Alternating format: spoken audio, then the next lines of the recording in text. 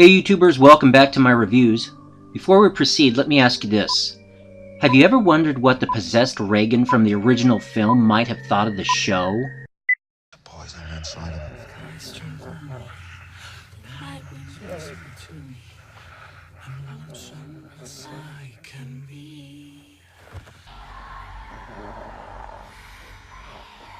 Stay back.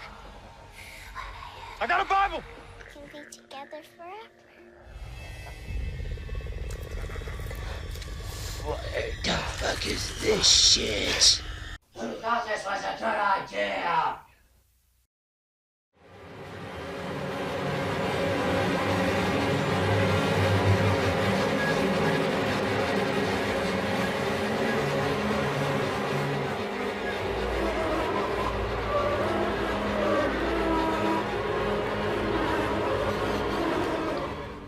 Okay, maybe she wouldn't have said that. She may not have even bothered to watch it at all. Season 2 has its avid fans, but it also has a lot of viewers disappointed. Some found it boring, far-fetched, and no longer associated with the Blatty material. In the first half of the season, nearly all the characters are fleshed out. A new Exorcist, Mouse, is introduced. Grace is replaced by Nicole, and the table is set to serve an exorcism, or at least it's ready for one. This second half slows the season down and focuses mainly on Andy's struggle with the Nicole-guised demon. In a way, this doesn't follow the Blatty formula, more like a mix of several different horror films blended into one story. Episode 6 is a time of testing. While the demon tests Andy's will and sanity, Mark tests Andy's temperament in hopes the demon will manifest. This proves unsuccessful even after Andy's stupid comments during the dinner prayer. Did the writers really think that was necessary? Hey, remember Maria Walters from Season 1? She strived the whole season to be part of the integrated, make it in, and as soon as she appears in Season 2, she's killed off. Why did that happen? Did the writers not have anything for her storyline? Okay, we found Maria. Bang.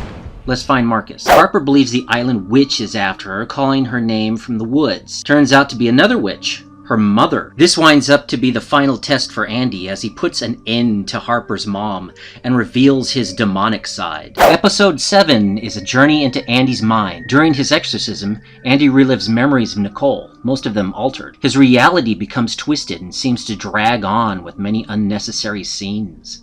Really? There was no reason for his head to rotate like that except for effect. And why do the possessed people in the series have black eyes? Reagan didn't. Don't be like the movie.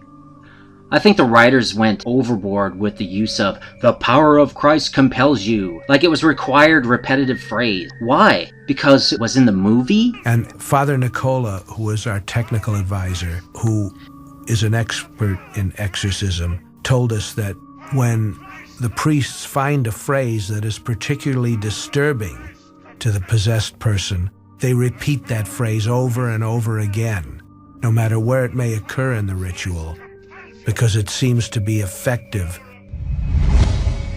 Episode 8 focuses on Mouse and her relationship with Marcus.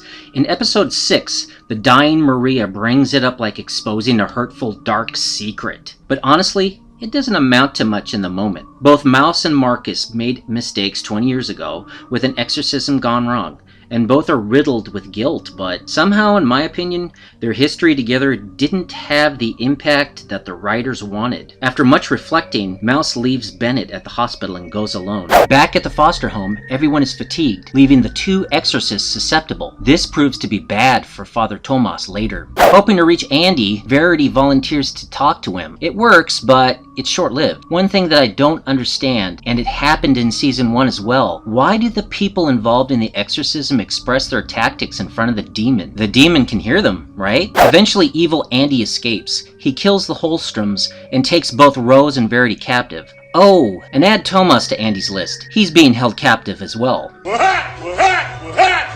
Episode 7 focused on Andy.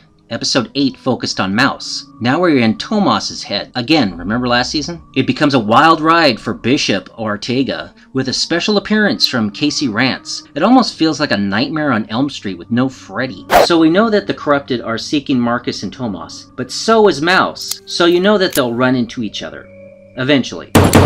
Marcus is seeking evil Andy and instead finds the kids. Evil Andy kidnapped them. Verity was able to escape, so you know Andy and Marcus will run into each other eventually. The chase in the woods is very similar to The Shining, even the scene with Verity stepping backwards to confuse Jack Nicholson.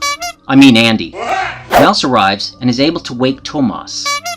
Episode 10, our final episode, brings us back to Father Bennett as he dreams about the sister he left behind in Lithuania. You'd think that the hospital staff would have noticed the ashes under his bed. Now the fight is 3 against 1 and they're running out of time. The authorities will be there soon enough and possibly the Vatican's henchmen. Andy starts us off with a misquoted line from the Blatty material. Really? Is this to remind us that we are watching The Exorcist?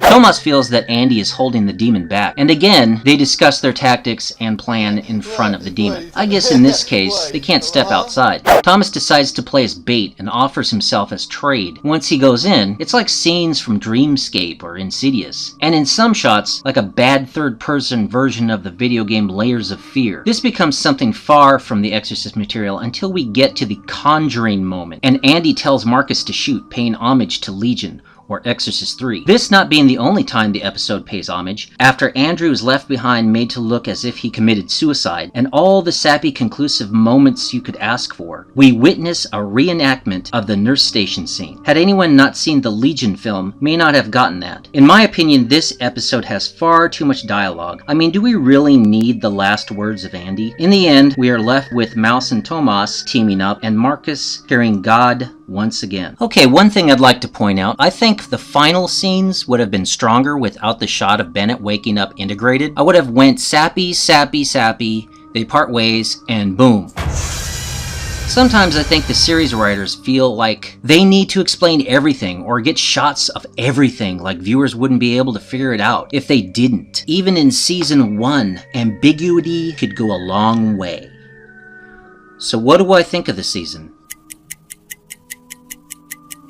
Season 2 is okay. It has its share of good points and bad points, just like the previous season. With a little rework to the storyline, I feel like it could have replaced Season 1. It definitely breaks away from the Blatty source material, reflecting similarities to horror films other than The Exorcist. Would I recommend it? Maybe to someone who enjoys movies like Insidious, Conjuring, or the Poltergeist reboot, but not to the avid Exorcist fan. If by some chance there is a 3rd season, would I watch it or review it? I don't know.